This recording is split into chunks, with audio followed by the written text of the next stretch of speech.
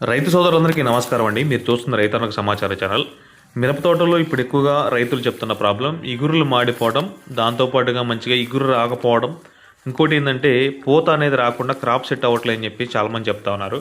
దీనికి బెస్ట్గా మనకి ఇగురు రావాలి, పూత కాప్ సెట్ అవ్వాలి, దాంతోపాటుగా మంచిగా ఈ ఇగురులు మాడిపోయే ప్రాబ్లం కూడా కంట్రోల్ అవ్వాలంటే దానికి బెస్ట్ సొల్యూషన్గా మనకి కింబా అండి.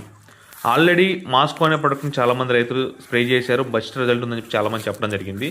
దానికి ఇంప్రూవ్డ్ వర్షన్గా మనం ఈ ఎర్రనల్లి మీద సమర్థవంతంగా పనిచేసేటట్టుగా దాంతోపాటుగా మనకి జానీ 100 ml కూడా కలుపుకున్నట్లయితే నల్ల తామర పురుగును కూడా చాలా వరకు కంట్రోల్ చేసుకుంటూ మంచి గ్రోతింగ్ వచ్చేదానికైతే ఈ 2 కాంబినేషన్ సరిపోతుంది. ముడత కూడా క్లియర్ అవుతుంది.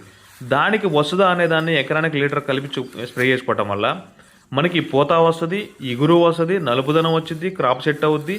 దాంతోపాటుగా మనకి ఇగుర్లు మాడిపోయే ప్రాబ్లం కంట్రోల్ అయిపోయి ఎర్రనల్లిని తామర పురుగును కూడా ఈ కింబా జానీ 100 ml వసుదతోటి క్లియర్ చేసుకోవచ్చు.